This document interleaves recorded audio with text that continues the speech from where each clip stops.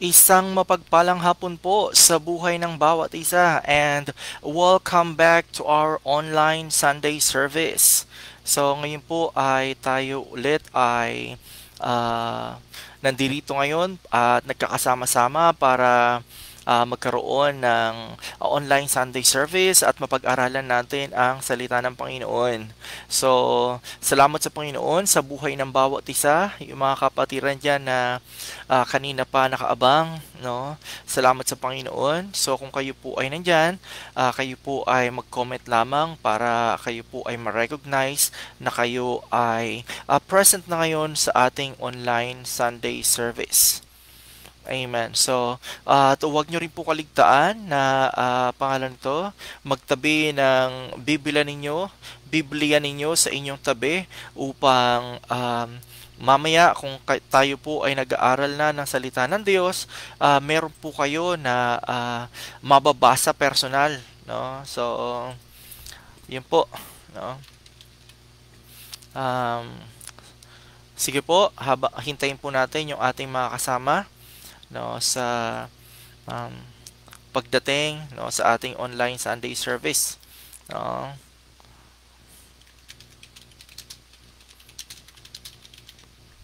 Okay.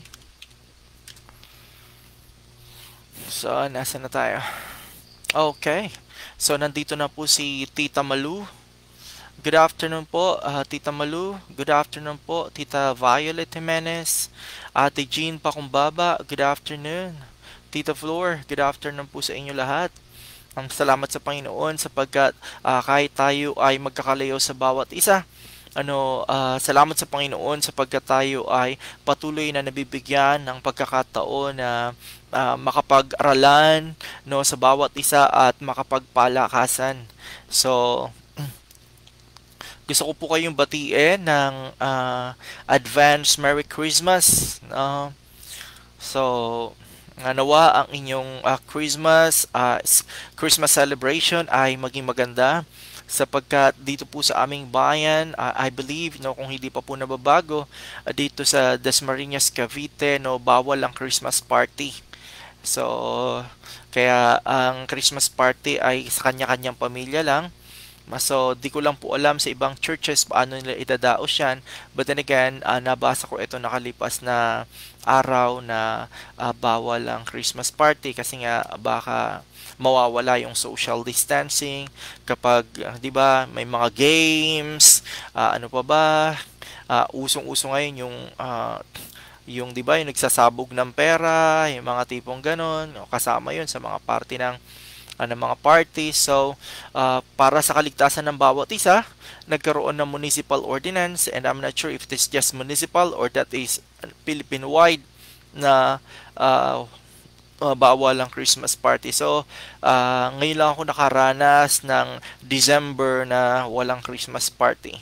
But then again, isa yun sa mga pagbabago na kailangan natin na pangalan nito, na i-adapt ang ating mga sarili and maging creative tayo, no, sa paglilingkod sa ating Panginoon. Amen. So, sana po ang bawat isa sa inyo ay may nakatabi ng Bible upang kapag tayo po ay nag-aral na, no, ang bawat isa sa atin ay may Biblia na. Amen. So, kung meron pong mga nag-celebrate ng birthday ngayong linggo na hindi po meron po pala si Kuya Vincent, no? Si Kuya Vincent nag-celebrate ng birthday at nakalipas na araw. Happy birthday sa iyo, Kuya Vincent.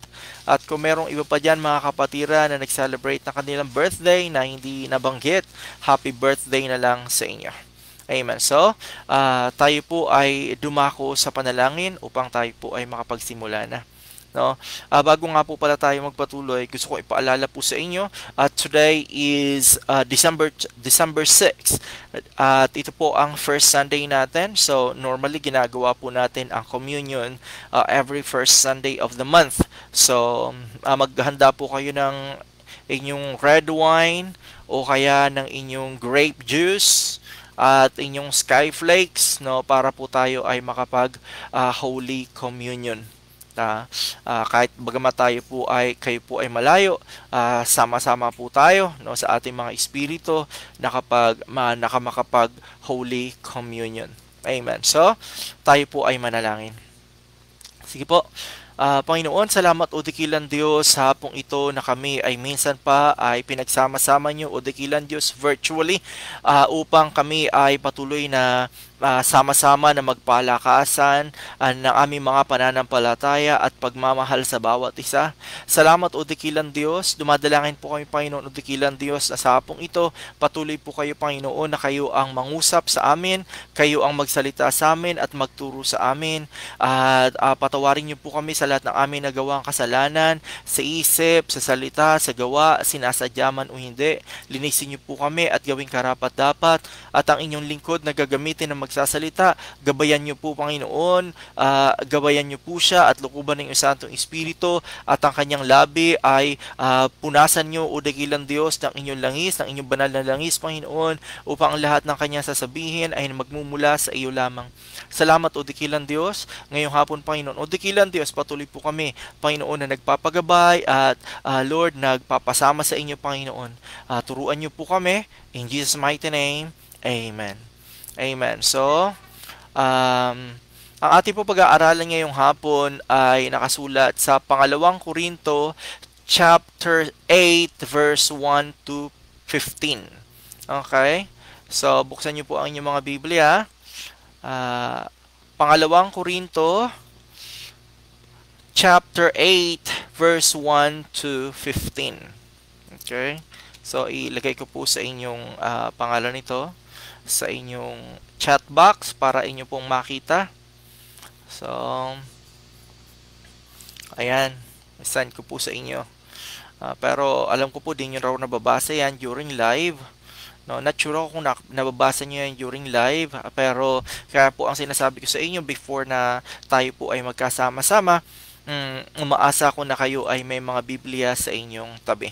Pangalawang Korinto chapter 8 verse 1 to 15. Amen. So, yun po yun.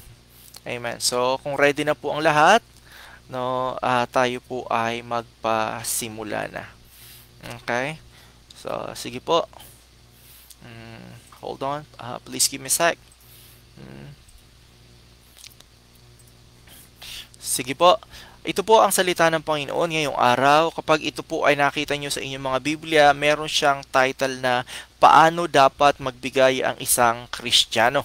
So, sabi po rito, Pangalawang Korinto chapter 8 verse 1 to 15, Mga kapatid, nais naming malaman ninyo ang ipinakitang kagandahang loob ng Diyos sa mga iglesia sa Macedonia.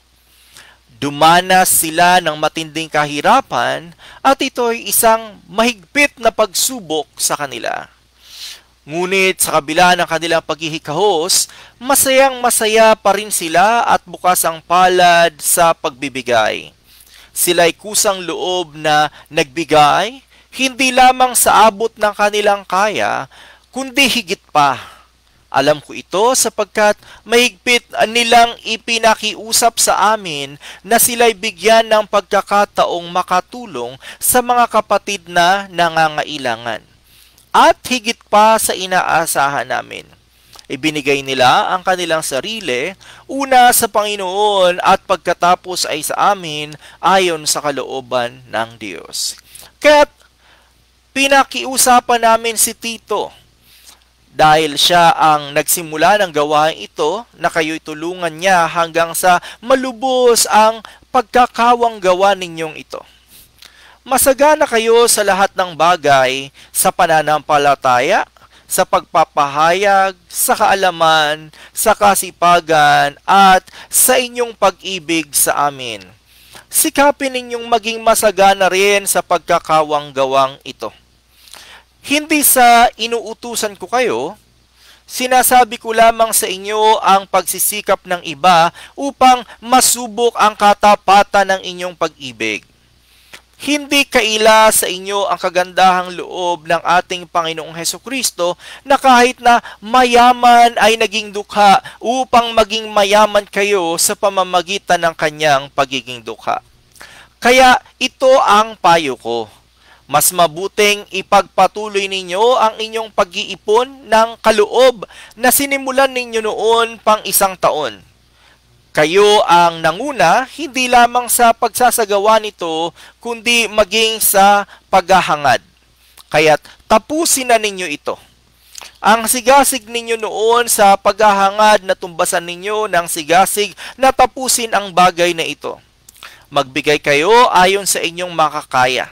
Sapagkat kung may hangaring magbigay, tatanggapin ng Diyos ang inyong kaloob ayon sa inyong makakaya at hindi ayon sa hindi ninyo kaya. Hindi sa ibig kong guminhawa ang iba at mabigatan naman kayo. Ang ibig ko ay matulungan ninyo ang isa't isa. Masagana kayo ngayon, marapat lamang na tulungan ninyo ang mga nangangailangan. Kung kayo naman ang mga ngailangan at sila'y sumagana, sila naman ang tutulong sa inyo. Sa gayon, magkakapantay-pantay ang kalagayan ninyo tulad ng nasusulat, ang kumuha ng marami ay hindi lumabis at ang kumuha ng kaunti ay hindi naman kinulang. Amen. So, isang mapagpalang hapon po sa bawat isa. Hindi ko lang po alam kung bakit ito ang pag-aaralan natin ngayong hapon, but ito ang salita ng Diyos na ibinigay sa atin. Maybe it has something to do sa ating paparating na Pasko kasi etong Pasko ay alam nyo na, for those people who has a lot of responsibilities, yung mga tao na maraming pinagninungan, ninangan, at maraming pamangkin, maraming kakilala na umaasa sa kanila. Alam nyo, minsan etong Pasko talagang para sa iba, excited sila sapagkat Pasko na. Excited sila sapagkat makakahingi sila sa kanila mga tita, mga tito, mga ninong, mga ninang, at kung kani-kanino pa. So for children, they are excited, Pero sa mga tito, sa mga tita, at sa mga ibang tao pa, I think, nagpi-prepare na, sila para sa pagkakataong ganito. Pero alam ko lang dito sa atin ngayon ay bawal magbahay-bahay. So, ito lang yata ang Pasko na walang nangangaroling sa labas, Walang mangangaroling. At bawal yata ang magbahay-bahay ngayon para sa mga solicitation. Ano pa ba? So, di ko lang alam kung pangalan nito. Bawal ding manghingi sa mga tito-tita. Sabagay, walang batas na ganon. So, for other people, it might, this season is, is somehow stressful kasi iniisip nila, lalo na yung mga walang-wala. Pagdating sa kanilang Christmas celebration, wala silang yung panghanda, kultura natin yon na nagtitipon-tipon during Christmas and during New Year. So dito ay merong mga paalala, nalalaman ng Diyos ang kalagayan ng bawat isa, kaya ngayong hapon tayo ay merong mga paalala. Paano ba dapat magbigay ang isang Kristiyano? So meron ditong dalawang kalagayan na ipinapahayag, ikinukumpara ang Macedonia, na ang Macedonia ay isang lugar nung kapanahunan na talagang hirap na hirap. At dito naman ay ang sulat na ito ay para sa mga taga-Korinto. So ito ang pangalan nito, ito ang sulat ni Pablo sa kanila. Hinihikayat ni Pablo ang mga taga-Korinto sapagkat ang mga taga-Korinto ay nakalalamang kumpara sa mga taga-Macedonia. Kumbaga may kaya, hindi sila hirap, hindi hikahos. At marami pa silang magagandang katangian. So ngayong hapon, samahan niyo po ako na aralin natin kung ano ba sinasabi ni Pablo sa mga taga-Korinto. So aralin po natin. I hope this will help us. Baka ang bawat isa sa inyo ay nag-iisip, how are you going to manage your finances this coming Christmas? Kasi alam naman natin ang kalagayan natin. Maraming tao na nawalan ng trabaho. Kaya minsan, nakabalita tayo ng tao na nagnakaw ng diaper sa isang convenience store. Ano pa ba? gatas or those basic needs, no? Siguro may anak siya at nawala ng trabaho at pagkatapos walang maitustos. So talagang nagdilim na ang kanyang pag-iisip. So kaya ay nakaisip siyang magnakaw na lang sa convenience store para mairaos yung pangalan nito, kalagayan niya.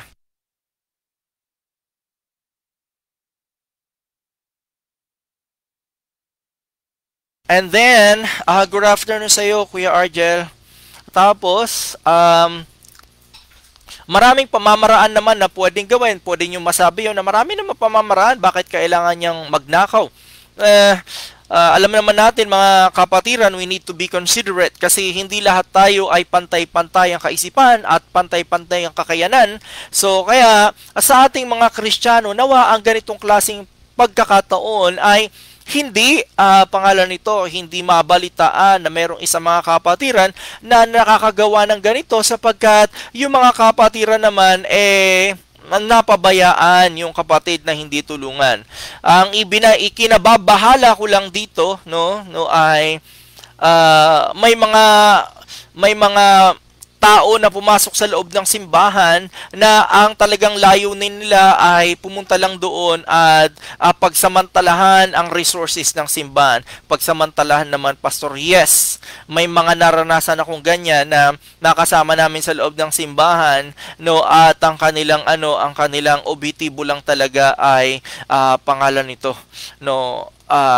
pagsamantalahan yung resources ng simbahan. Kaya nangyayari ay siyempre, una kay pastor, pangalawa sa mga kapatiran, lipat-lipat na lang. And then later on, ang pinakamasaklap pa rito, ginawa mo na't lahat, yung kasabihan natin sa kasabihan nating mga Pilipino, pinakain mo na sa sarili mong palad, tinuklaw ka pa. So, may mga ganun. Kaya lang, later on, madidiscover natin na ang bawat tao ay may kanya-kanyang kahinaan at ang bawat tao ay hindi perpekto. So magkaganon pa man, we need to be extra considerate sa bawat isa sa atin. So sana ngayong Pasko ay hindi tayo makaranas o makabalita na may mga kapatiran tayo na pangalan nito na nakagawa ng hindi tama, nakapagnakaw, nakapanloko ng kapwa dahil ang mga kapatiran, dahil tayo sa loob ng iglesia ay hindi nakapagtulong-tulong. So paano ba sinasabi ni Pablo ang dapat gawin dito? Sa verse 1, sabi rito, sa 2 Corinthians chapter 8 verse 1, mga kapatid, nais naming malaman ninyo ang ipinakitang kagandahang loob ng Diyos sa mga iglesia sa Macedonia. So kung mapapansin niyo,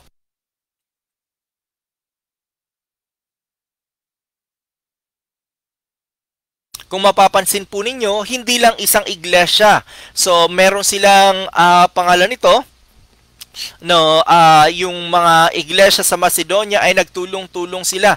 Ang sabi rito, mga kapatid, nais naming malaman ninyo ang pinakitang kagandahang loob ng Diyos sa mga iglesia sa Macedonia. Dumanas sila ng matinding kahirapan at ito'y isang mahigpit na pagsubok sa kanila. So, hindi lang sila naghirap kundi matinding kahirapan. So, how do we measure gaano ba katindi ang matindi?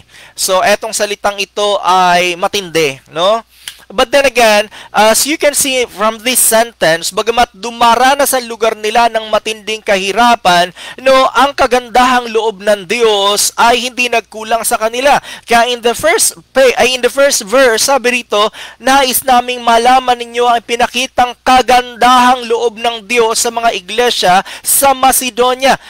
Though their nation suffers, dun sa sobrang kahirapan, matinding kahirapan, but then again, the blessings of the Lord ay nag-overflow dito sa mga kapatirang ito. Verse 2, dumaranas sila na matinding kahirapan at ito isang mahigpit na pagsubok sa kanila. But then again, of course, kung ikaw ay nasa kalagayang ganito, napakaraming bagay na uncertain, Hindi ka sigurado, paano yung bukas, paano yung darating, paano ganito. Kaya kung hindi ka nananampalataya sa Panginoon, ikaw ay may stress at magkakaroon ng anxiety kung paano ba dapat, bakit ganito ang buhay, bakit ganyan. But with you, living with God, you know that the glory of the Lord and the blessing of the Lord ay hindi magkukulang sa buhay mo. Alam natin na kapag ikaw ay isang Kristiyano, hindi ka nag-aalala sa mga bagay-bagay sapagkat ang Diyos ay patuloy na nagpo-provide sa iyo. Ngunit sa kabila ng kanilang paghihikahos, masayang-masaya pa rin sila at bukas ang palad sa pagbibigay. So, alam nila, alam nila ang sikreto ng pagiging Kristiyano. Ang sikreto ng pagiging Kristiyano ay ang sabi ng Biblia, ang taong bukas ang palad ay hindi nagdarahop. Ang taong bukas ang palad ay hindi naghihirap. Kaya salamat sa Panginoon sapagkat alam nila ang batas na ito. So tayo ba mga Kristiyano, mga kapatiran? Tayo ba mga kapatid, alam natin ang batas na ito? Good afternoon po, kapatid. Sister Clarita Fiñaplor, si Nanay Tita, good afternoon po sa iyo. So, alam natin na ang mga Kristiyano ay bukas ang palad sa pagbibigay. Kaya, hindi tayo nag-aalala na kukulangin tayo sapagkat ang ating Diyos ay tapat. At hindi kailanman ang mga Kristiyano ay nagkulang. Kung matatandaan ninyo at the part of Exodus, at the book of Exodus, ganito ang kalagayan ng mga tao nung ilabas ni Moses sa Egypt. Araw-araw sila nagiging stress, nagrereklamo sapagkat hindi nila alam, para silang laging kulang at nag-aalala sila kung paano kakain susunod, paano gagawin susunod, nag-aalala sila sa kanilang mga basic needs. At ang Diyos talagang napupunding-pundi sa kanila. Sabi ng Panginoon, hanggang kailan kaya ako susubukin ng mga taong to? So, dapat hindi tayo magkaroon ng ganong klaseng pagkakamali na ang Diyos ang nanamumuhay tayo na para bang hindi natin kasama ang Diyos, na para bang ang ating Diyos ay negligent, parang mali-maling Diyos at kulang-kulang na Diyos. So dapat hindi tayo magkaroon ng ganong klaseng pagkakamali. Lagi nating alalahanin ang kabutihan, ang pagmamahal at ang pagpapala ng Panginoon na hindi nalilimitahan, at ang ating mga isip ay limitado, ay i-focus natin ang ating pag-iisip sa katapatan ng pag-ibig ng Diyos. Kahit yun na lang, ako mga kabatiran, personally, dumaan ako sa napakaraming sitwasyon sa buhay na kahit sarili ko hindi ko na matanggap. Pero salamat sa Panginoon, sapagkat ako ay ibinalik niya sa kanyang presensya. Alam niyo mga kapatid, dumating ako sa sitwasyon na halos yung mga tao sa paligid ko, kahit ako hindi ko na matanggap yung sarili ko, pero ay isa lang bagay ang tininang ko, ang pag-ibig ng Diyos, na kung wala nang tatanggap sa akin, kahit sarili ko hindi ko na matanggap, ang Diyos ay mahal niya pa rin ako. At ang Diyos ay hindi magkukulang. Na, mga kapatid, eto rin naman ang gusto kong tingnan ninyo, na anuman ang sitwasyon nyo sa buhay, magkaroon tayo ng pananampalataya sa pag-ibig ng Diyos. Kaya nakalagay sa Biblia, gayon na lamang ang pag-ibig ng Diyos. Kaya pumayag siyang ipako. Pumayag na ipako ang ating Panginoong Jesucristo kasi ang kanyang pag-ibig ay ganon. Buti kung agad-agad ipinako lang. Meron pang Via Dolorosa, isang daan ng pagdurusa na talagang matindi. So, ganon niya ipinahayag ang kanyang pag-ibig sa atin. So, wag tayong magkaroon ng pagkakamali na tumulad doon sa mga inilabas ni Moses sa Egypt, na kasama nila ang Diyos, nakikita nila sa gabi bilang haliging apoy, at nakikita nila ang Diyos dun sa pag-umaga bilang haliging ulap. Pagkatapos parang lagi silang kinukulang, lagi silang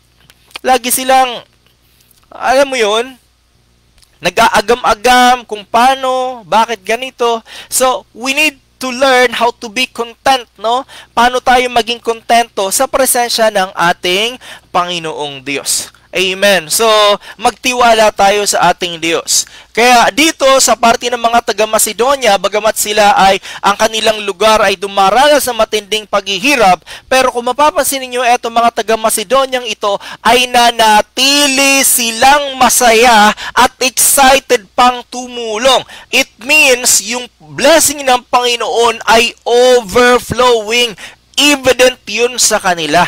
Kaya isa ito sa mga pagpapala nagmumula sa Diyos na magkaroon ka ng kasiglahan, kaligayahan at kakayanang makatulong sa iba, lalong-lalo na kung nagdurusa ang lugar mo.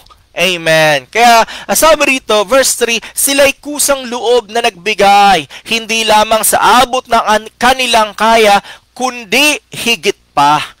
Alam ko ito sapagkat mahigpit nilang ipinakiusap sa amin na sila'y bigyan ng pagkakataong makatulong sa mga kapatid na nangangailangan. So, paano mo magagawa ang bagay na ito? Kapos ka na nga, kulang ka na nga, naghihirap nga yung lugar mo. Excited ka pang tumulong sa iba.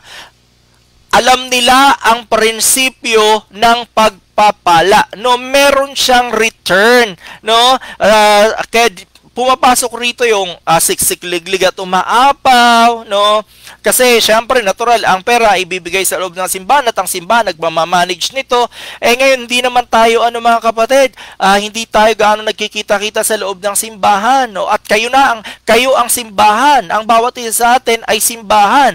So, you can manage your finances kung meron kayo mga kapitbahay na pwedeng maging dahilan para makakilala sila sa Panginoon, makapag-share kayo ng Word of God sa kanila, o kaya naman maging dahilan ito na makapagtanim kayo ng isang patuto sa kanilang mga buhay, at kung sakasakaling dumating ang panahon na maalis na ang COVID, no, o masolusyonan na yan at makapagtipon-tipon tayo, ma-invite nyo sila sa church.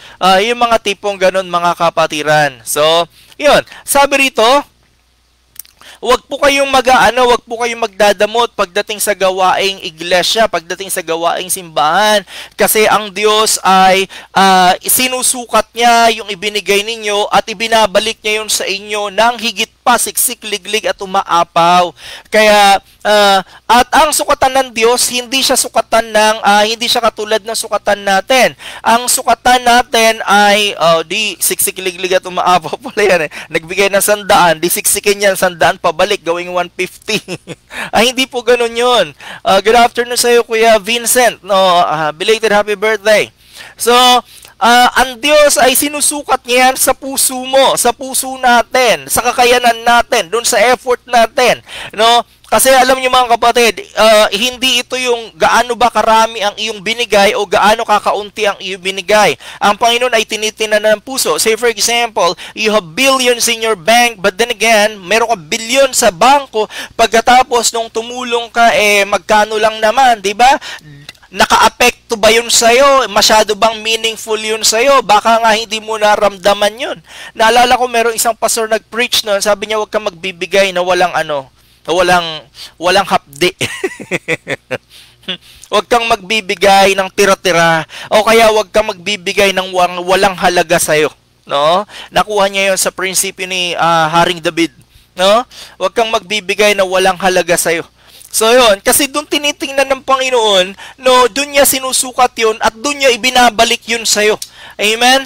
Mga kapatid, kaya kung matatandaan nyo, there was this parable, no, sa pangalan nito sa New Testament about dun sa nagbigay ng limpak-limpak na salapi at pagkatapos dun sa nagbigay ng isang kusing na yun na lang ang pera niya. So kung mapapansin niyo, hindi yun gaano ba karami ang naibigay, kundi yung halaga nito sa yung pagkatao, ay yung halaga nito sa yung puso. Amen. So, kaya rito, nasabi rito, no, mahigpit nilang ipinakiusap sa amin na sila'y bigyan ng pagkakataong makatulong sa mga kapatid na nangangailangan. Alam nila to, no, na kapag ikaw ay nagbigay sa Diyos, ibabalik ito sa iyo ng Diyos ng higit pa sa inaasahan mo. Verse 5, at higit pa sa inaasahan namin, ibinigay nila ang kanilang sarili, una sa Panginoon at pagkatapos ay sa amin ayon sa kalooban ng Diyos. Amen.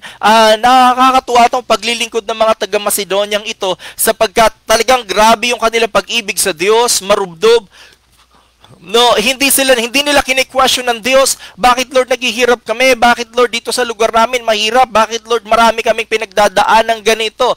No, hindi sila nagki-question sa Lord bagkus nagpapatuloy sila sa pananampalataya, sa pagtitiwala at sa pagmamahal sa Diyos. And then yung mga kanila pang natitira at kakarampot na pangalan nito na meron sila na knowing the word of God, gusto nilang magkaroon ng pagkakataon na mag-invest sa kaharian ng Diyos. Alam nila na kapag sila ay nag-invest sa kaharian ng Diyos, malaki ang ROI. Malaki ang return of investment nito. Kaya kayo mga kapatiran, mag-invest kayo sa ministeryo ng Panginoon kasi malaki ang ROI niyan, ang return of investment. Sila, mahigpit nilang ipinakiusap, sandali, bigyan nyo naman kami ng pagkakataon na makatulong sa mga nangangailangan. O, kasi ang batas ng ang Panginoon dito ay sinasabi niya na ganito, kapag ikaw ay nagbigay sa isang tao at pagkatapos o kaya nagpautang sa isang tao na hindi na nakabayad sa iyo, ang Diyos na ang magbabayad sa iyo.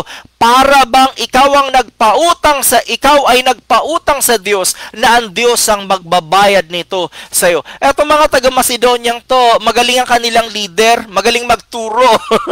Naturuan sila ng prinsipyo ng pagbibigay, prinsipyo ng pag-unlad, prinsipyo ng pagyaman. Alam niyo mga kapatiran, sa mga Kristiyano, ganyan ang prinsipyo ng pagyaman. Ang prinsipyo ng pag-unlad at pagyaman sa mga Kristiyano is the more you give, the more you receive. Mga kapatid, alam nila yan. Kaya itong mga taga-Macedoniang to, sa kanilang kalagayan, magbigay tayo para tayo ay pasaganain ng Diyos. Amen po ba mga kapatiran? Hindi yung may ugali na dahil sila ay kahusna, no, ayaw nang magbigay, no? Ayaw magbigay kasi umaasa na lang ng pangalan nito na tatanggap sila. Alam niyo mga kapatid, pag kayo naglingkod sa Diyos, titingnan ng Diyos ang puso ninyo, no? Ako po noon, natatandaan ko, backup singer ako sa isang church. At pagkatapos, alam niyo nung nandun ako sa church na yon, sagana yung yung mga kapatiran, marami kasing attendees, mamaya may magbibigay sa ng t-shirt, pinabibigay ni ganito, may magbibigay sa ng cash, pinabibigay ni ganito. Hindi mo malalaman kung sino nagbigay, no? Basta may nagbibigay lang, talagang matutuwa ka. Tapos halos lahat na sinusuot mo ay galing sa mga kapatiran, nagbibigay sila, no? And then one time, syempre kami naman, na-practice namin yon, kami rin naman ay patuloy na nagbibigay. One time, sabi sa akin ng Panginoon, ay ibigay mo laman ng bulsa mo. Alam niyo yung laman ng bulsa ko, ibibigay ko lahat yun dun sa tight box. Kapatid, pamasahe ko lang yun eh. Magkano lang yata yun? Kasi, magkano lang ang pera ko nun, pamasahe ko lang, pauwi. Wala talaga, pag ibinigay ko yun, wala nang matitira. Ibigay daw, di ibigay. Ang isip ko noon kapatid, ganito, siguro kapag ibinigay ko to, baka pagkatapos nito, ibabalik rin to sa akin ng Diyos, ng pangalan nito, baka may magbibigay sa akin mas malaki, o kaya baka makapulot ako ng kung ano, o kaya di ko alam kung ano gagawin ng Diyos kung ibibigay niya sa akin. Paano niya ibabalik to sa akin? Kasi wala na akong pumasahe pagkatapos ito. Ang layo ng church, papauwi ng bahay. Tapos naka-necktie pa ako, naka-long sleeve pa ako, no? Alam niyo naman, no, pag dun sa church ngayon, pagkakanta ka naka-necktie, naka-long sleeve, no? So, yun. Kaya, during that time, ibinigay ko lahat ng laman ng bulsa ko. At nung ako uuwi na, nag-aabang ako kung sino magbibigay sa akin, paano ba ako makakauwi? Paano ba? Kasi walang laman yung bulsa ko. Hanggang sa nag-uwian na. Hanggang sa wala na akong choice kundi maglakad pa uwi. At naglakad ako pa uwi hanggang bahay. Nakakatuwa yun. Pero, alam niyo mga kapatid, yung joy na maranasan mo yung subukin ka ng Diyos sa ganong klaseng pagkakataon, nagkakaroon ka ng ideya doon sa pangyayari kay Abraham, di ba? Si Abraham sinubok ng Diyos tungkol doon kay Isaac, no?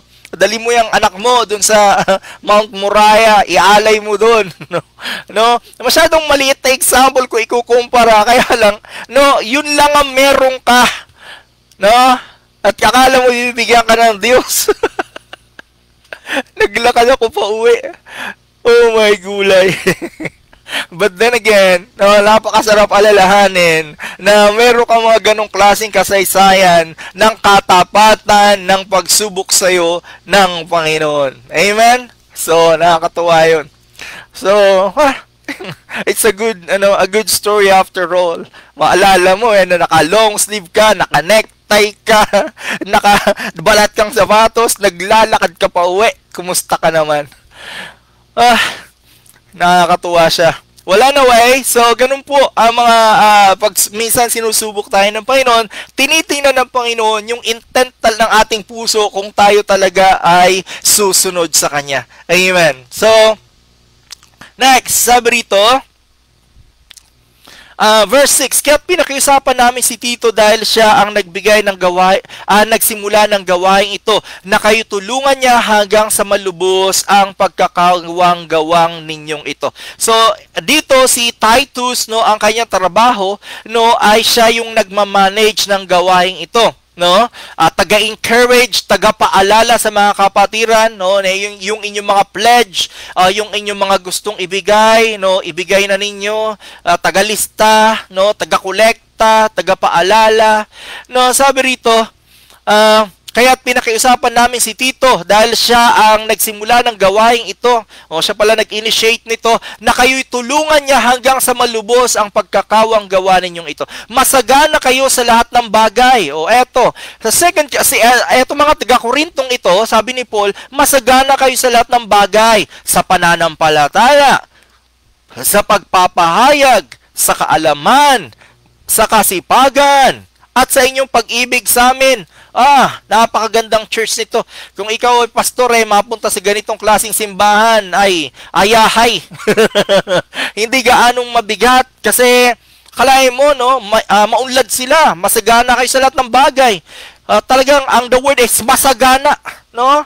Sabi niya sa pananampalataya, wow, no? Faith that moves mountain.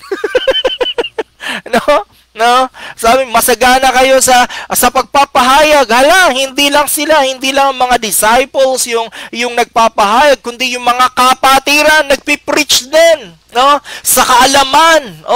Napaka-importante nito. Hindi yung mga sinasabi walang laman, kundi puno ng kaalaman, kasipagan. Ang sarap magpastor sa ganitong klaseng church. Masisipag, no? At sabi rito, at sa inyong pag-ibig sa amin, no? Tataba ka rito pag ikaw pastor sa lugar na to. Talagang hayahay, no? Kaya lang sabi rito, sikapin ninyong maging masagana rin sa pagkakawang-gawang ito. No? So, siguro ito yung mga tipo ng tao na focus sila sa kanilang personal achievements. Focus sila sa kanilang sa pagpapalago ng kanilang mga sarili, ng kanilang mga kayamanan, ng kanilang mga personal assets, pero mukhang medyo sandali, no? Kaya kulang sila sa pagbibigay, no? Kulang. Kung meron man, nag-initiate man sila, pero hanggang ngayon, no? Sabi rito, 1 taon na din nyo pa rin tapos. Verse 8, sabi rito, hindi sa inuutusan ko kayo, sinasabi ko lamang sa inyo ang pagsisikap ng iba upang masubok ang katapatan ng inyong pag-ibig. Hala? Katapatan ng pag-ibig, pero pinag-uusapan, tapos i-equate mo yan sa pag-ibig. Ganun daw talaga kasi. Ang pag-ibig, isa sa mga sukatan sa pagmamahal kahit sa Diyos ay masusukat yan kung paano ka nagbibigay. Dahil hindi ka pwedeng magmahal, hindi ka pwedeng umibig na hindi ka nagbibigay. No? Kahit sa pet, kung hindi mo kung hindi mo ka magbibigay sa pet mo, mamamatay yan, no? Dahil hindi mo papakainin. Ganon din naman kung sinong iniibig ninyo, sa pamilya ninyo, kahit saan, kung hindi kayo magbibigay, hindi yan masasabing love. Ang I love yung word ay hindi yan ikinabubuhay, no? Hindi sapat ang salitang I love you. Kundi, no, ito ay nangangailangan ng physical, tangible supplication, no? Finances. Kaya sabi rito, hindi sa inuutusan ko kayo, sinasabi ko lamang sa inyo ang pagsisikap ng iba upang masubok ang katapatan ng inyong pag-ibig. No, hindi kaila sa inyo ang kagandahang loob ng ating Panginoong Jesucristo na kahit na mayaman ay naging dukha upang maging mayaman kayo sa pamamagitan ng kanyang pagiging dukha. Dalawa ang sitwasyon nito, mga kapatiran. Number one, no, ay sila ay umunlad na, no, sa kanilang pagiging Kristiyano, umunlad na sila. So kaya sabi ng Panginoon, pinapaalala na sila ni Paul, kaya kayo umunlad kasi si Jesus naging dukha siya upang sa kanyang karukhaan, kayo ay umunlad. Amen, mga kapatiran. Ngayong maunlad na kayo, dapat tularan nyo rin si Kristo. Pangalawang bagay, kung ikaw ay mahirap, dapat tularan natin yung mga taga-Macedonia na hindi rason yung kahirapan para ikaw ay magdamot. Hindi rason yun para hindi ka tumulong sa iba. Bagkus dapat matuto ka na mag-invest sa kaharian ng Panginoon upang ang Diyos ay magbalik sa iyo. Sabi nga, the more you give, the more you receive. Ang sabi ng Biblia, no, mas mapalad ang nagbibigay kaysa tumatanggap, no? Kasi meron nga siyang balik. Kaya kung ikaw ay tumatanggap, dapat nag-iisip ka rin paano ka magbibigay. Hindi yung nasa isip mo every time paano ka tatanggap, at nakatanggap na nga may nasasabi pa. So yun ang mahirap doon sa mga bagay na yung mga kapatiran. Wag nawa tayo maging katulad nitong mga taong ito. Amen. Ang bawat isa ay mag-isip, magsikap kung paano makakapagbigay. Amen. No?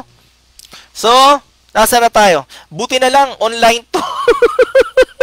Hindi ito Sunday service, no? Sa pangalan ito? Sa church. Kung hindi, siguro kung ang usap-usapang ganito, ano naman to? Pera-pera na naman to rito sa loob ng simbahan na to. No, this is the Word of God, and I don't know why this is a preaching tonight. This is the preaching this afternoon. Hindi ko alam, mga kapatid, bakit ito ang preaching ngayon. Ako ay tagapagpahayag lang ng salita ng Diyos, and I don't know kung ano ang purpose nito para sa inyo. But then again, no, ako ay sumusunod lamang sa Panginoon, at nawa ito ay makipagpapala sa inyo. Next, sabi rito, verse 10, kaya ito ang payo ko, mas mabuting ipagpatuloy ninyo ang inyong pag-iipon ng kaloob na sinimulan ninyo noon pang 1 taon. O akalain mo, no? 1 year na silang nag-iipon ng kaloob, no? Kanilang mga love gift. So, hindi ito ibig sabihin na isang beses lang sila nagbigay, kundi every time na siguro sa kanilang mga monthly income, siguro sa kanilang kinikita, meron silang mga pledge na ganito. O, magkano ba ang pledge mo buwan-buwan? Magkano ba itutulong mo? Weekly ba yan? Monthly ba yan? O, yung mga tipong ganoon. So, yun. Hindi lang isang beses. Sabi rito, ipagpatuloy ninyo ang inyong pag-iipon ng kaloob na sinimulan ninyo noon pang 1 taon. No, mga kapatid, ito pag-iipon na to, hindi ito ay sandali, ipunin ko muna bago ko ibigay. Hindi ganyan yan. No, whatever your pledge is, o kaya yung tithes ninyo, o kaya yung love gift na ninyo, ibinibigay niya sa simbahan. Dito, ang kanilang katiwala rito ay si Titus. No, si Titus, yung kanilang nangangasiwa sa ganitong gawain. Kayo ang nanguna, hindi lamang sa pagsasagawa nito, kundi maging sa paghahangad. So, meron silang willingness, meron silang eagerness, meron silang desire, meron silang initiative. Ang problema, hanggang ngayon, di pa rin tapos. So, kaya sabi rito, verse 11, kaya tapusin na ninyo ito. Ang sigasig ninyo noon sa paghahangad ay tumbasan ninyo ng sigasig na tapusin ang bagay na ito. Magbigay kayo ayon sa inyong makakaya. Amen. So, minsan kasi sa loob ng simbahan may mga initiative, no? Merong mga pangako, merong mga promises. Oh, good afternoon sa iyo, Kuya Ezekiel. Nawa ay matatapos mo na to, ilang minuto na lang, no? So, nawa ay pangalan nito. Yung mga initiative na yun, minsan kasi may desire, may initiative, may willingness, pero wala namang nangyayari. No, ang sabi rito, no, nagpasimula kayo niyan, ginusto nyo yan, tapusin nyo yan. Sinasabi rito ni Pablo, no, sabi niya, Verse 11, kaya tapusin na ninyo ito. Ang sigasig ninyo noon sa paghahangad ay tumbasan ninyo ng sigasig na tapusin ang bagay na ito. Magbigay kayo ayon sa inyong makakaya. Sapagkat kung may hangaring magbigay, tatanggapin ng Diyos ang inyong kaloob ayon sa inyong makakaya at hindi sa hindi ninyo kaya. Kaya kapag kayo ay nangangako na magpi-pledge kayo, tutulong kayo, yung kaya nyo lang. May mga kakilala kasi tayo dyan na mangangako, magbibigay ng ganito, ganyan. Pagkatapos di naman tutuparin. Mga kapatid, huwag nyong gagawin yan. Galit na galit ng Diyos sa ganyan. Isa sa mga bagay na ikinakagalit ng Diyos ay yung mangangako ka pero hindi mo tutuparin. Huwag ganon. May mga tao kasing ganyan talaga. Magpi-pledge ay, pastor, ako magbibigay ako ng ganito. Pastor, ako ay mag-aano ko ng ganyan, mag-aambag ako. Pastor, alam mo, ganyan. Tapos pagdating doon, wala naman. At umasa ang lahat, lalo na kung mga pangalan nito. Halimbawa, minsan may mga ganon, mga presentation sa church. Ay, pastor, ako na po mag-aano, sasagot sa damit ng mga kakanta. Tapos, ayan na yung event. Ilang araw na lang yung event, wala pang damit. Hanggang sa dumating yung event, wala yung damit. Ay, nako, mga kapatid. Kinakailangan pagpunyagian yan kasi nangako ka sa Diyos. Hindi tama yung ganoon, mga kapatiran. Minsan kasi, totoo naman yun na yung mga nangako rito, sinusubok kung talagang pagpupunyagian nila. Mga kapatid, pag kayo ay nangako sa Diyos, tuparin ninyo iyan. Huwag kayong mangako sa hindi ninyo kaya. Okay, kwenta-kwentahin nyo rin, titingnan-tingnan nyo rin kung kaya nyo nga ba talaga ang pangakong yan. Yung kaya lang. Amen. Verse 13, hindi sa ibig kong guminhawa ang iba at mabigatan naman kayo. Ang ibig ko ay matulungan ninyo ang isa't isa. Masagana kayo ngayon, marapat lamang natulungan ninyo ang mga nangangailangan. Kung kayo naman ang mga ngailangan, sila'y sumagana, sila naman ang tutulong sa inyo. Sa gayon, magkakapantay-pantay ang kalagayan ninyo.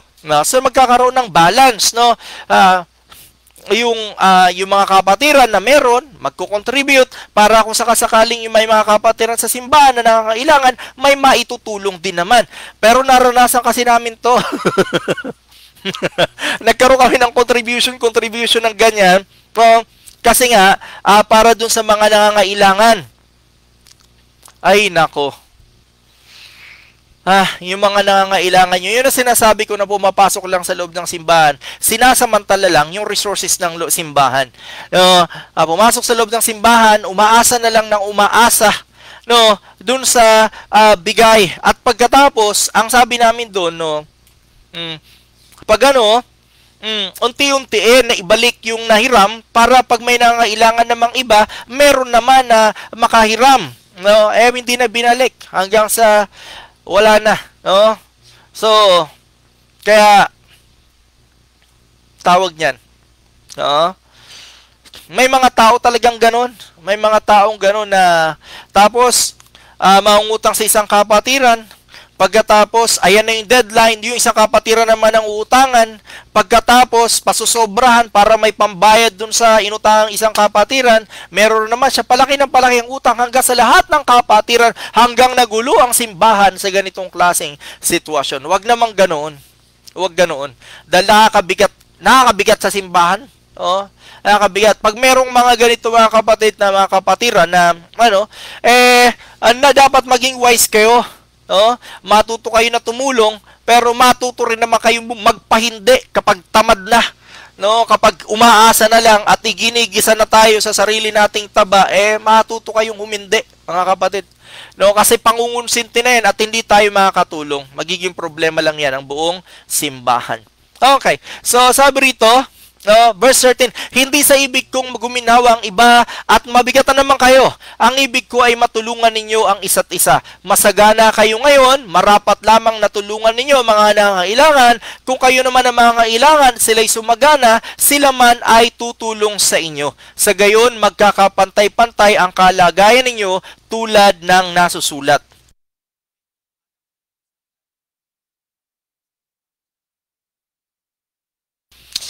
Sabi rito, tulad ng nasusulat, ang kumuha ng marami ay hindi lumabis at ang kumuha ng kaunti ay hindi naman kinulang.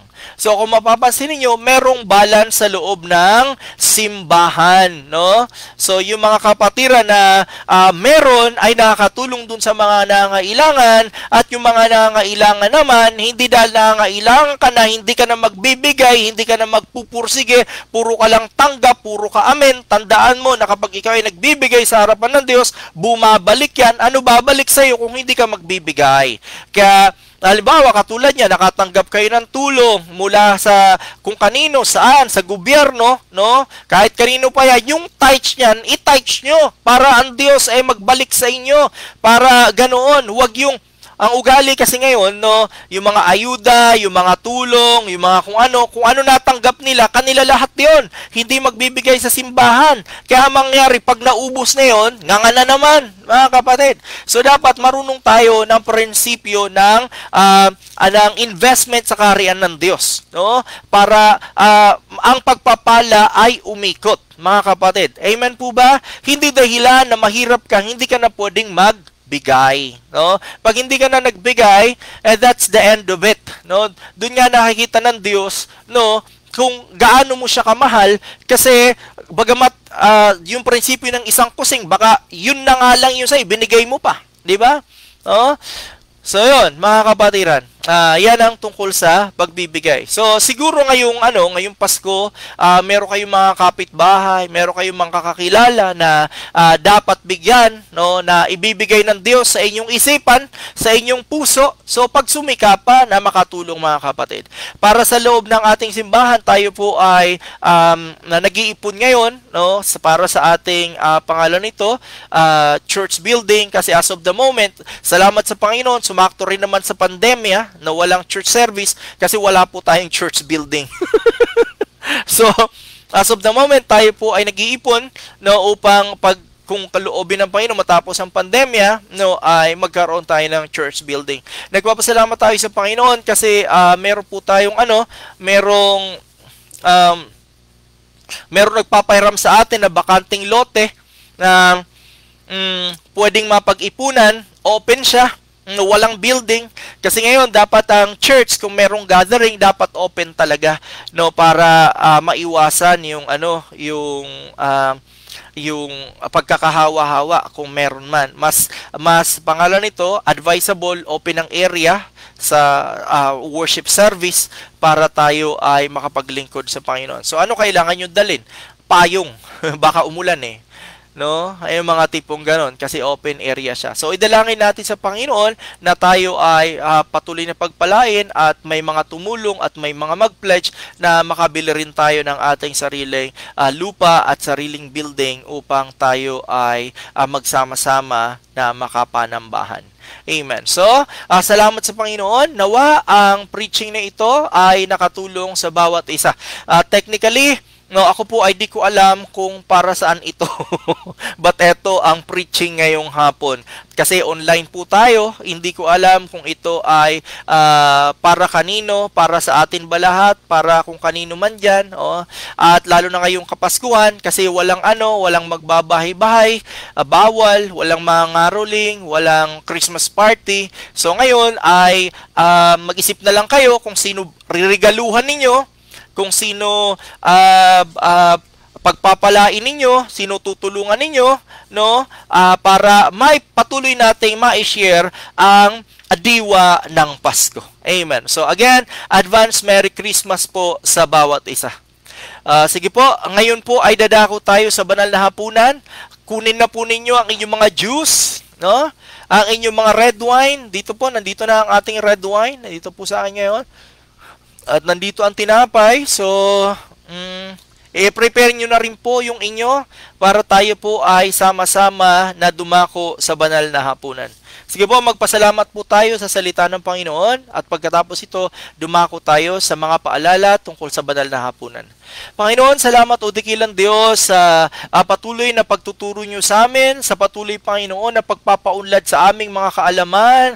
At Lord, salamat o dakilang Diyos sa patuloy na pagkatagpo nyo sa amin sa online Sunday service na ito, Panginoon. Nawa, marami po kaming natutunan at mai-apply namin iyon sa aming mga buhay, maipamuhay po namin, Panginoon. Salamat sa iyo, Panginoon. Salamat, Panginoon, sa patuloy nyo paggabay sa amin at sa patuloy na pagyaman. In Jesus' name, Amen. Amen. So, ngayon po, dumako po tayo sa mga paalala sa banal na hapunan. So, sige po, kunin po ninyo ang inyong mga elemento ng pangalan nito, banal na hapunan, ang inyong skyflakes, kung skyflakes ang nandyan, no? At ang inyong juice o ang inyong red wine, no? Dapat po lagi kayo may mga nakatabing ganyan, no, para tayo po ay sama-sama na magbanal na hapunan. Amen. So ito po ang pangalan nito, mga paalala. Unang Korinto chapter 11 verse 27 to 34. Kaya ang sino mang kumakain ng tinapay at umiinom ng kopa ng Panginoon sa paraang di nararapat ay nagkakasala sa katawan at dugo ng Panginoon. Kaya't dapat siyasatin ng tao ang kanyang sarili bago siya kumain ng tinapay at uminom sa kopa. Sapagkat ang sino mang kumakain at umiinom ng hindi kinikilala ang kahalagahan ng katawan ng Panginoon ay hindi kumakain at umiinom ng kahatulan laban sa kanyang sarili. Yan ang dahilan kung bakit mahina at sakitin ng marami sa inyo at may ilan ngang namatay na. Kung sisiyasatin natin ang ating sarili, hindi tayo hahatulan ng Panginoon. Ngunit hinahatulan tayo ng Panginoon dahil itinutuwid niya tayo upang hindi tayo maparusahang kasama ng sanlibutan. Kaya nga mga kapatid, kapag nagkatipon kayo upang kumain, maghintayan kayo. Kung may nagugutom, kumain na muna siya sa bahay upang hindi humantong sa hatol na kaparusahan ang inyong pagtitipon. So mga paalala po, no, sa ating mga Kristiyano, no, kung may mga nagkasala sa inyo, patawarin na ninyo. Kung may mga kayo ay nagkasala, humingi kayo ng tawad sa mga pinagkasalaan ninyo. Huwag kayong mag-assume na kayo ay pinatawad. No?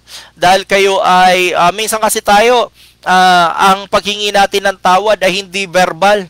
Minsan nagkasala tayo, dadaanin natin sa kape. Titimplahan natin ng kape o gagawan natin ng mabuting gawa. Nag-a-assume tayo na patatawarin tayo sa ganun. Mga kapatid, maganda yung bagay na ganun. Pero mas maganda kung verbal kayong ihingi ng tawad. Mas maliwanag yan eh. Humingi ka talaga kayo ng pasensya, ng patawad para kayo magkaunawaan. Huwag kayong mag-a-assume na nagkulang kayo, nagkamali kayo, pagkatapos dadaanin nyo lang sa ngiti at dadaanin nyo sa ano. Hindi nyo magagawa sa ganyan yan. No? So, humingi kayo ng tawad at pagkatapos kayo rin naman ay magpatawad. Ngayon, sa party naman natin, no? Bagamat hindi humingi ng tawad, para sa atin, ma-release tayo kung wala kayong mapapala. Kasi minsan, kailangan natin patawarin kahit di humingi ng tawad. Kasi useless na kausapin. No? Kailangan natin tanggapin na kahit ang Biblia nagsasabi na mag-ingat ka sa iyong mga sasabihin at sa iyong kilos sa harap ng mangmang. No? Kasi alam mo, ang mga mangmang, no? Feeling nila sila lagi tama. No? Kaya minsan, kahit kausapin mo, useless rin naman. So, minsan patawarin mo na lang. No? Bukal sa iyong kalooban para hindi mo dalhin. Kasi ang hindi nagpapatawad, hindi rin naman pinapatawad. So, yun. Kaya magpatawad tayo mga kapatid. Pero kapag ikaw ay nagkulang, ikaw nagkasala, to make it clear, no, at makita nila yung pagpapakumbaba, di ikaw ang humingi ng tawad. Personally mismo. Huwag mong daanin sa pakape-kape. At huwag mong daanin sa pariregali-regalo. No, daanin mo talaga, verbal mo, ayusin mo para kayong magkaunawaan talaga. Amen mga kapatiran. Tapos yung mga yung mga may mga kabataan kasi na minsan, no, nagsasama na hindi pa rin naman kasal. No, may mga anak na hindi pa kasal. Mga kapatid, magpakasal kayo. Magpakasal kayo. Ano pa ba? Yung mga nangutang na hindi nagbabayad. Mga kapatid, unti-unti nyo yung utang nyo. Huwag nyong palumutin. No, kasi baka dumating ang Panginoon dahil sa utang na yan, di kayo nakarating sa langit dahil responsable kayo. Ay, yung mga tipong ganon. Huwag niyong padaanin sa kabaitan at sa pangiti-ngiti. No, at dahil di kayo sinisingil ay hindi kayo nagbabayad, no? So, yun. Aksyon na ninyo mga kapatid para ang Diyos ay pangalan nito, matuwa sa pagpapala ng mga pagpalain kayo. Ano pa ba? Yung mga bagay na alam nyo na, no, hindi ko na isa-isahin pa kasi baka abutin tayo rito ng anong oras. No, yung mga responsibilidad natin, gawin natin, mga kapatiran. Amen po ba? Amen. At yung mga tao naman na mga dahilan ng hindi tayo nakakapaglingkod sa Panginoon kasi may mga kanya-kanyang katuwiran, patawarin na lang natin at tayo magpatuloy sa paglilingkod sa ating Panginoon at magdalanginan tayo sa bawat isa. Amen? So, yun, dadako po tayo sa banal na hapunan. Tayo po ay manalangin at humingi ng tawad sa Panginoon sa lahat ng ating mga kasalanan, sa isip, sa salita, sa gawa, sinasadya man o hindi. Sige po, bibigyan ko po kayo ng at least 3 minutes upang kayo po ay manalangin. Sige po, manalangin po tayo. Siyasatin natin ang ating sarili at gayon din po kayo. Siyasatin ninyo po ang inyong sarili at dumalangin sa Panginoon at humingi ng tawad. At tapos magtayo po ay papasok sa banal na hapunan.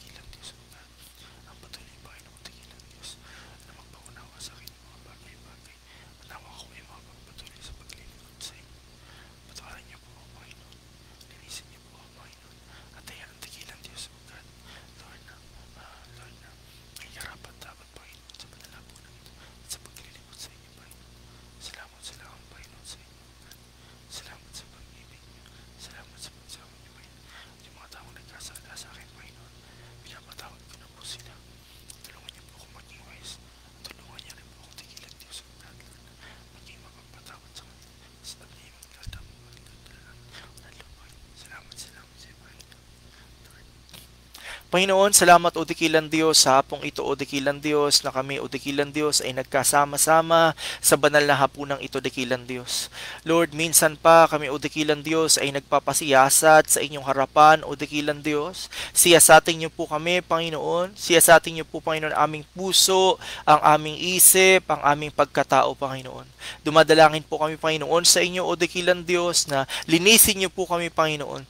Patawarin niyo po kami sa lahat ng aming kasalanang nagawa laban sa inyo, sa isip, sa salita at sa gawa. Pinapatawad rin namin, Panginoon, ang mga taong nagkasala sa amin, dakilang Diyos. We release them, O God, and we bless them, O dakilang Diyos. Salamat po, Panginoon, sa inyo. At ganoon din, Panginoon, O Lord, ngayong hapon, linisin niyo po kami, Lord, simula sa kalooban ng aming puso at sa Lord, sa aming buong pagkatao upang maging karapat-dapat kami sa banal na hapunang ito, Panginoon. Pagpalain niyo po kami. In Jesus' name, Amen. Amen. So, tayo po ngayon ay dumako na sa banal na hapunan. Amen. So,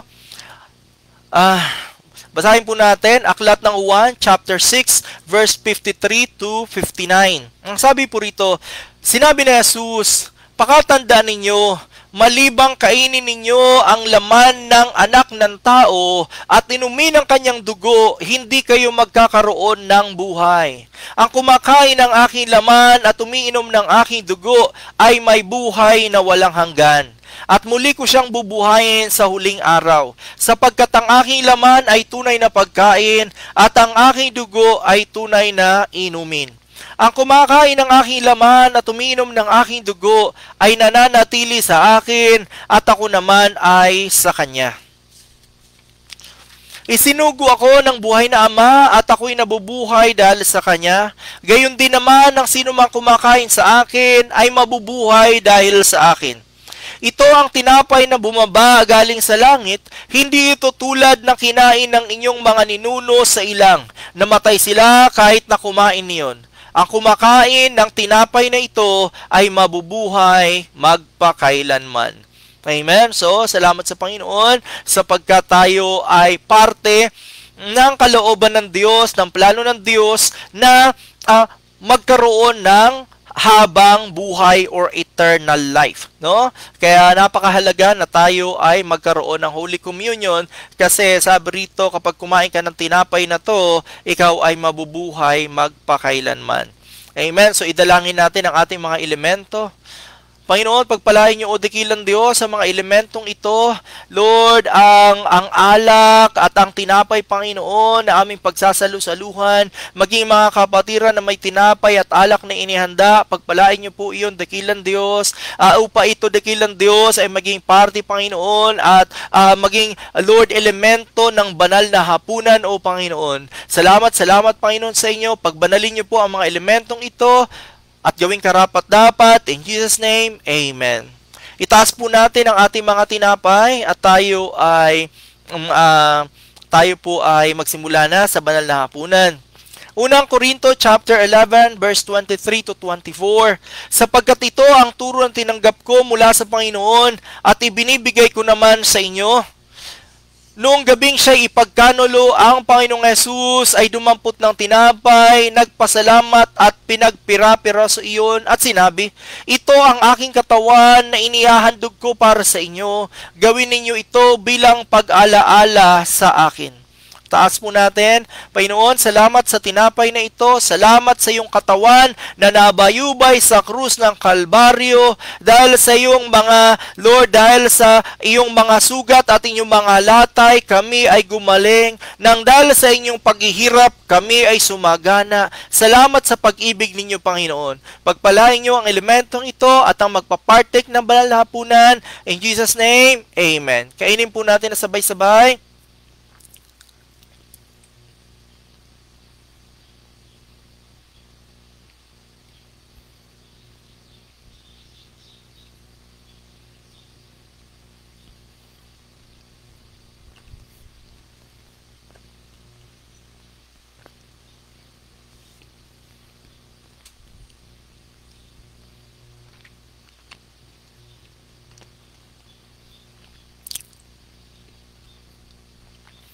Taas po natin ang ating mga kopa. Unang Korinto, chapter 11, verse 25. Matapos maghapunan ay dumampot din siya ng kopa at sinabi, ang kopang ito, ang bagong tipan na pinagtitibay ng aking dugo. Tuwing iinumin ninyo ito, gawin ninyo bilang pag-alaala sa akin. Tumalangin po tayo. Panginoon, salamat sa alak na ito, sa iyong dugo na bumuo sa krus ng Kalbaryo at ang bagong tipan o dakilang Diyos, Lord, na inyo o dakilang Diyos na inakda upang lahat ng aming kasalanan ay iyong mabayaran at napawi na. At nang dahil dito kami ay nagkaroon ng panibagong buhay at buhay na walang hanggan sa piling ninyo. Panginoon, pagpalain niyo o dakilang Diyos ang magpapartig, Panginoon, o dakilang Diyos ng inyong dugo, Panginoon, ngayong hapon. Pagpalain niyo ang dugong ito at ang Lord, ang iinom nito sa pangalan ni Jesus. Amen. Sabay-sabay po nating inumin.